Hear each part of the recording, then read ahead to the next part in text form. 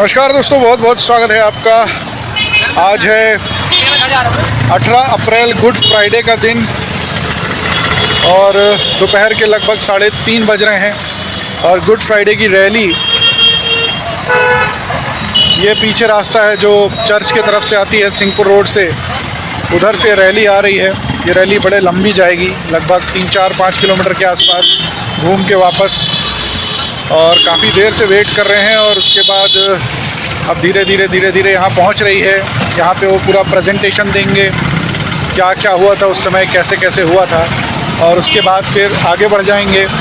आगे चल के हम लोगों ने पानी की सेवा भी रखी हुई है, आगे चल के वाटर सर्विस भी है इनके लिए डेफिनेटली। हालांकि अभी तो बादल किया हुआ है, लेकिन डेफिनेटली आगे चल के बादल हट जाएंगे तो धूप भी होगी, तो उसको लेके पानी की सेवा रास्ते में कर रहे हैं हम लोग। और उसके बाद ये रैली आगे चली जाएगी, प्रेजेंटेशन देते हुए एंड अप होएगी। लगभग 4-5 किलोमीटर का पूरा रास्ता कवर करने के बाद ये रैली लगभग शाम को 6-7 बजे तक एंड अप होएगी।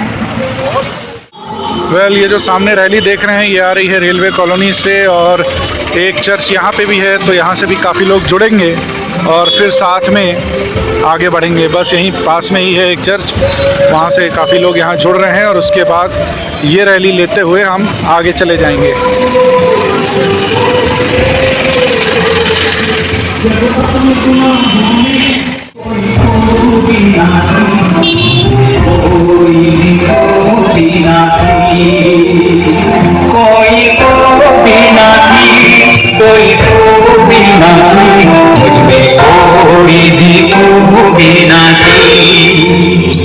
यीशु ने कलवरी दुख क्यों सह लिया, मुझे पापी में क्या देखा था।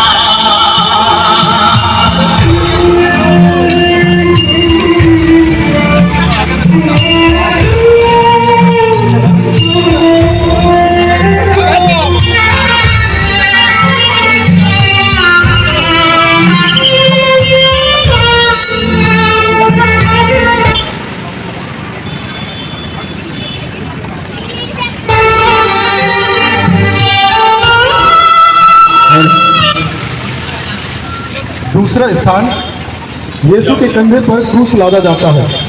हम तेरी आराधना करते हैं हे क्रिस्त, और तुझे धन्य कहते हैं। यीशु अपने कंधे पर भारी क्रूस ढोते ढोते हमको याद करते रहते थे। उन्हें तंग गलियों से होकर करीब आधे मील की यात्रा करना था। इस विचित्र जुलूस को देखकर कुछ लोग पूछताछ तो करते थे, पर अधिकतर अपने कामों में लगे रहते थे। वे न तो जानते थे, न उन्हें इसकी चिंता थी कि क्रूस से दबा मनुष्य उनका मुक्तिदाता था। प्रार्थना, ये प्राण प्यारे यीशु, जो दुख कष्ट मुझे अपने मरण तक उठाने पड़ेंगे, उन्हें मैं सारे हृदय से ग्रहण करता हूँ। मैं गिड़गिड़ा के तुझसे विनती करता हूँ, उस दुख के पुण्य फलों के द्वारा जिसको तूने क्रूस ढोते समय उठाया, मुझे सहायता दे, जिससे मैं पूरे धीरज और त्याग से अपना क्रूस ढोऊं। हे पिता हमारे जो स्वर्ग में है, तेरा नाम पवित्र किया जावे, तेरा राज्य आवे, तेरी इच्छा जैसे स्वर्ग में है वैसे इस पृथ्वी पर पूरी हो।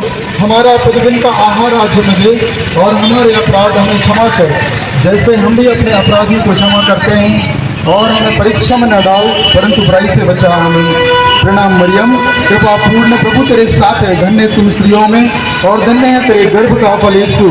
हे संत मरिया, परमेश्वर की माँ, प्रार्थना कर हम पापियों के लिए, अब और हमारे मरने के समय। आमीन।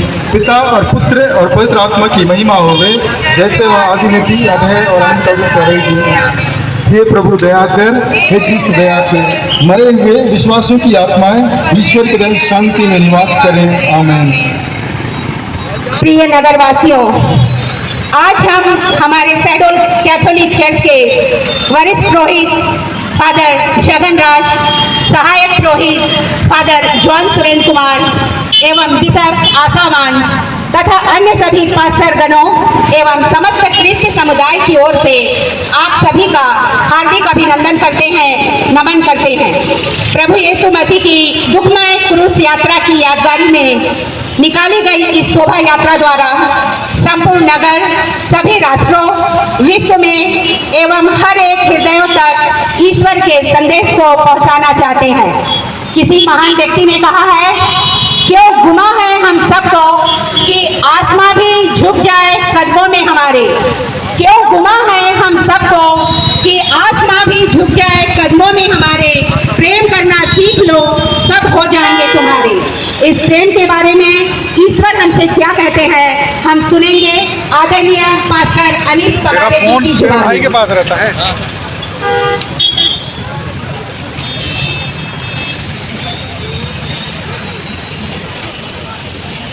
शहडोल जिले के समस्त नगरवासियों को शुभ शुक्रवार के दिन में सारे मसीही समाज के द्वारा प्रभु यीशु मसीह के नाम से हमारा प्रेम नमस्कार। पवित्र बाइबल में लिखा है, क्योंकि परमेश्वर ने जगत से ऐसा प्रेम रखा कि उसने अपना इकलौता पुत्र दे दिया, ताकि जो कोई उस पर विश्वास करे वह नाश ना हो परंतु अनंत जीवन पाए। प्रभु यीशु मसीह ने स्वयं इस बात को कहा, मैं तुम्हें एक नई आज्ञा देता हूँ कि तुम एक दूसरे से प्रेम रखो। जैसा मैंने तुमसे प्रेम रखा है वैसे ही तुम भी एक दूसरे से प्रेम रखो।